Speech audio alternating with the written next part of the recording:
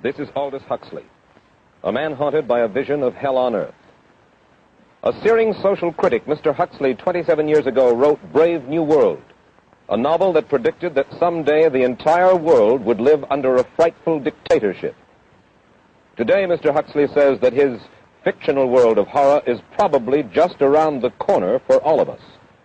We'll find out why in a moment.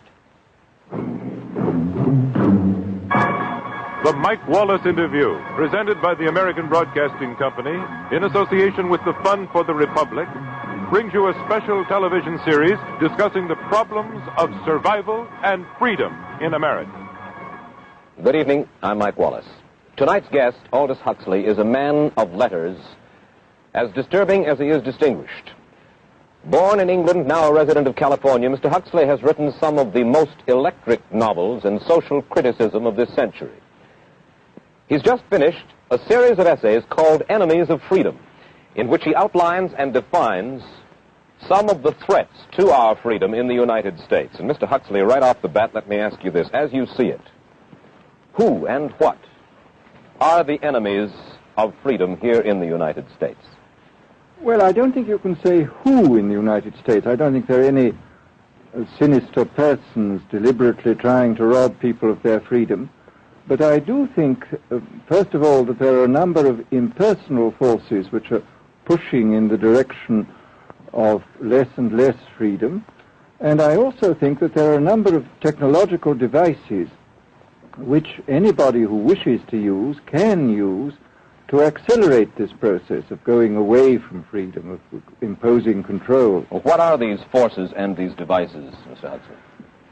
I should say that there are two main impersonal forces. The first of them is not exceedingly important in the United States at the present time, though very important in other countries. This is the force which in general terms can be called overpopulation, the mounting pressure of population pressing upon existing resources. This, of course, is an extraordinary thing. Something is happening which has never happened in the world's history before.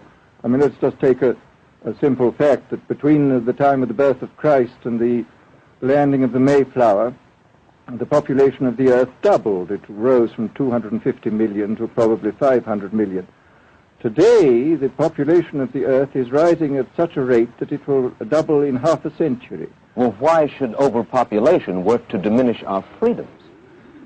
Well, in a number of ways. I mean, the experts in the field, like Harrison Brown, for example, pointed out that in the underdeveloped countries, actually the standard of living is at present falling, that people have less to eat and less goods per capita than they had 50 years ago. And as the position of these countries, the economic position, becomes more and more precarious, obviously the central government has to take over more and more responsibility for keeping the ship of state on an even keel. And then, of course, you're likely to get social unrest under such conditions, with again an intervention of the central government. So that I think one sees here a pattern which seems to be pushing very strongly towards a totalitarian regime. And unfortunately, as in all these underdeveloped countries, the only highly organized political party is the Communist Party, it looks rather as though they will be the heirs to this unfortunate process, that they will step into the position of power. Well, then, ironically enough, one of the greatest forces against communism in the world, the Catholic Church, according to your thesis, would seem to be pushing us directly into the hands of the communists because they are against birth control. Well, I think this strange paradox probably is true. There is it's an extraordinary situation, actually. I mean, one has to look at it, of course, from a biological point of view. The whole essence of biological life on Earth is a question of balance, and what we have done is to practice death control in a most intensive manner without balancing this with the birth control at the other end. Consequently, the birth rates remain as high as they were, and death rates have fallen substantially. All right, then. So much for the time being, anyway, for overpopulation. Another force that is diminishing our freedoms. Well, another force which I think is very strongly operative in this country is the force of what may be called over-organization. As technology becomes more and more complicated, it becomes necessary to have more and more elaborate organizations, more hierarchical organizations. And incidentally, the advance of technology has been accompanied by an advance in the science of organization. It's now possible to make organizations on a larger scale than was ever possible before. And so that you have more and more people living their lives out as subordinates in these hierarchical systems controlled by bureaucracies, either the bureaucracies of big business or the bureaucracies of big government. Now, the devices that you were talking about, are there specific devices or methods of communication which diminish our freedoms in addition to overpopulation and over-organization? Well, there are certainly devices which can be used in this way.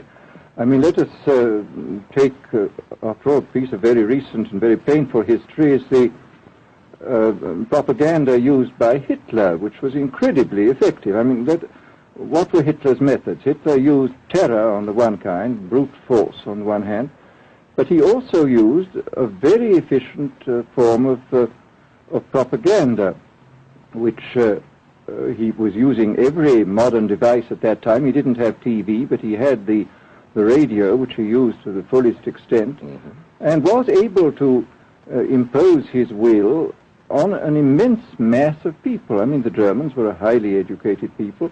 Well, we're aware of all this, but how do you equate Hitler's use of propaganda with the way that propaganda, if you will, is used, let us say, here in the United States? Are you suggesting that there is a parallel? Needless to say, it's not being used in this way now. But the point is, it seems to me, that there are methods at present available, methods superior in some respects to Hitler's method, which could be used in a bad situation. I mean, what I feel very strongly is that we mustn't be caught by surprise by our own advancing technology. This has happened again and again in history. Technology has advanced, and this changes social conditions, and suddenly people have found themselves in a situation which they didn't foresee and doing all sorts of things they didn't really want to do. Well, now, what do you mean? Do you mean that we develop our television, but we don't know how to use it correctly? Is that the point that you're making? Well, at present, the television, I think, is being used quite harmlessly. It's being used, I think, I would feel it's being used too much to distract everybody all the time. But, I mean, imagine, which must be the situation in all communist countries, where the television, where it exists, is always saying the same thing the whole time. It's always driving along. It's not creating a wide front of distraction. It's creating a one-pointed drumming in of a single idea all the time. It's obviously an immensely powerful instrument. So you're talking about the potential misuse of the instrument. Exactly. We have, after all technology is in itself morally neutral. These are just powers which can either be used well or ill. It's the same thing with atomic energy. We can either use it to blow ourselves up, or we can use it as a substitute for the coal and the oil, which are running out. You've even written about the use of drugs in this light. Well, now, this is a very interesting subject. I mean, in this book that you mentioned, this book of mine, Brave New World, I postulated a substance called soma, which was a very versatile drug. It would make people feel happy in small doses. It would make them see visions in medium doses, and it would send them to sleep in large doses. Well, I don't think such a drug exists now, nor do I think it will ever exist, but we do have drugs which will do some of these things, and I think it's quite on the cards that we may have drugs which will profoundly change our mental states without doing us any harm. I mean, this is the pharmacological revolution which has taken place, that we have now powerful mind-changing drugs